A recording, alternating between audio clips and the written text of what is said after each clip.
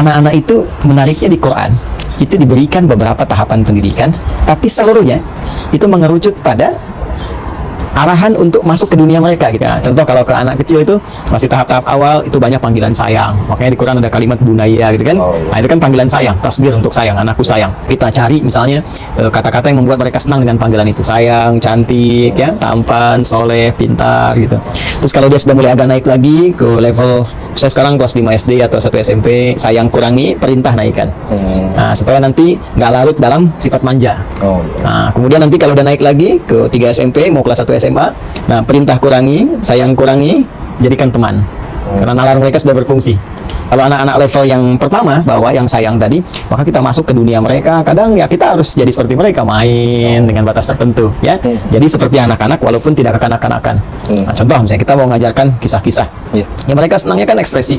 Kemudian motorik mereka kan senang dipacu. Makanya mereka senang sesuatu yang menarik ya. Kita bisa bikin kayak lirik-lirik. Nah, dalam bentuk misalnya bisa dibuat lirik dengan nada tertentu. Terus kayak nyanyian yang mengarahkan pada informasi. Nah, itu senang mereka.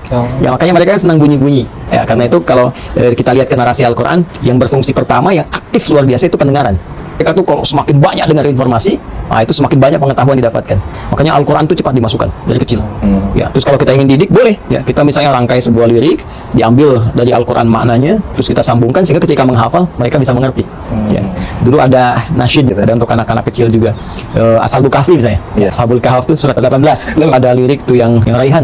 Tercatat sudah dalam sejarah 7 pemuda yang beriman melarikan diri ke dalam gua demi menyelamatkan iman. Disangka tidur hanya sehari, rupanya 309 tahun.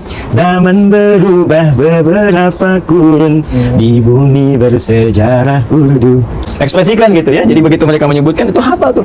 Ashabul Kahfi tidur kayaknya cuma sehari, ternyata 309 tahun ya. Tempatnya di mana dan sebagainya. Jadi begitu mereka nanti bergerak menghafal, semakin dewasa, baca Al-Kahf tiap hari Jumat, ingat langsung tahu maknanya. Jadi kalau perlu Quran diperdengarkan. Ya, pasang speaker aktif Quran 1 bulan 1 juz sampai 30 juz, usia dia 30 bulan, 2 tahun setengah. Jadi sudah dengar Quran secara keseluruhan. Ya, nanti kalau sudah berekspresi di atas 3 tahun, 4 tahun, ya sampaikan itu, tanamkan dan masuk ke dunianya. Jadi walaupun orang tua berharap kuat, ya, anak bisa menghafal Quran, bisa dewasa, tetap mereka anak-anak.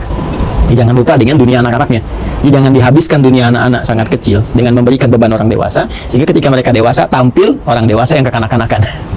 Biarkan mereka dengan dunianya, setelah dewasa mereka tampil dengan kedewasaan.